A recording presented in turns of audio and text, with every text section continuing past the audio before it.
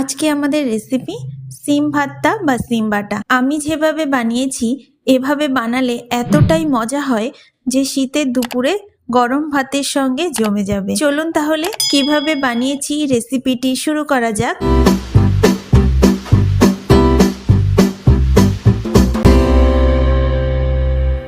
ফারজানা মম কিচেনে সবাইকে স্বাগত। এখানে আমি 500 গ্রাম সিম নিয়েছি। সিমগুলো আমি আগে থেকে ধুয়ে পরিষ্কার করে রেখেছি। সিমের 2 মুখ কেটে আমি শিরাটা ফেলে দিব।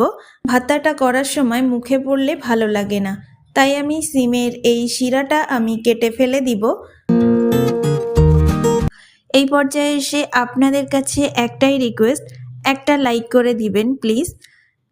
আমার চ্যানেলে নতুন হয়ে থাকলে সাবস্ক্রাইব করে আমার পাশে থাকবেন। সিমগুলো আমি এভাবে টুকরো করে কেটে নিয়েছি। একটা কড়াইয়ে আমি সিমগুলো দিয়ে দিচ্ছি। অল্প পরিমাণ জল দিয়ে ঢাকনা দিয়ে ঢেকে আমি সিদ্ধ করে নেব।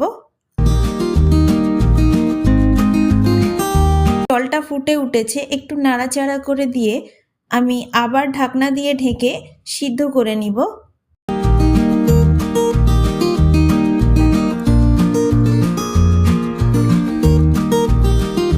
সিমগুলো সিদ্ধ করা হয়ে গেছে।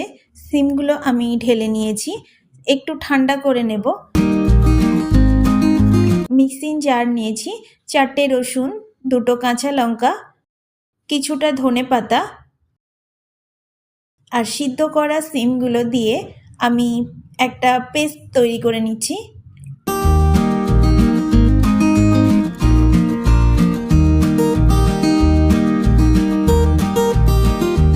পেস্ট করা হয়ে গেছে।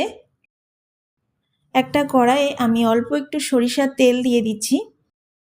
3টে শুকনো লঙ্কা, কালো জিরা দিয়ে দিচ্ছি, একটু নাড়াচাড়া করে নিচ্ছি।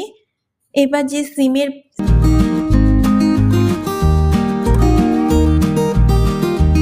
পেস্টটা আমি করে রেখেছিলাম এটা আমি দিয়ে দিচ্ছি।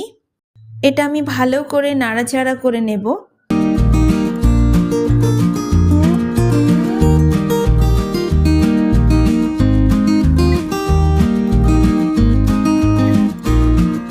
দিয়ে দিচ্ছি স্বাদ মতো লবণ। এখানে আর কোনো মশলা আমি দেব না, তাহলে সিমের যে কালার ওটা চেঞ্জ হয়ে যাবে। ওই জন্য আমি এখানে কোনো মশলা ব্যবহার করব না।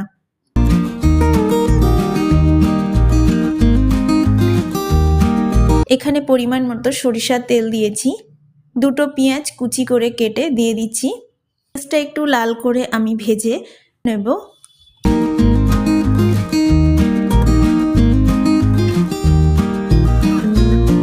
পেঁয়াজটা ভাজা হয়ে গিয়েছে। এবার আমি সিম ভর্তার উপরে পেঁয়াজটা ঢেলে দিচ্ছি। ভালো করে আমি মিশিয়ে নেব।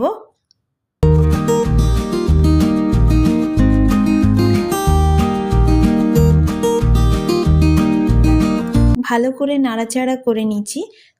সিমটা ভালো করে নাড়াচাড়া করে নিয়ে আমি কড়ার গায়ে থেকে সিমটা উঠে আসছে। সিম ভর্তাটা আমার হয়ে গেছে। আমি একটা প্লেটে সার্ভ করে নেব।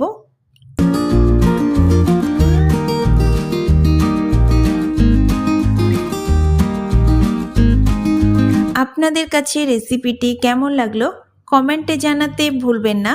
আজকের মতো এতটুকুই। ভালো থাকবেন, সুস্থ থাকবেন।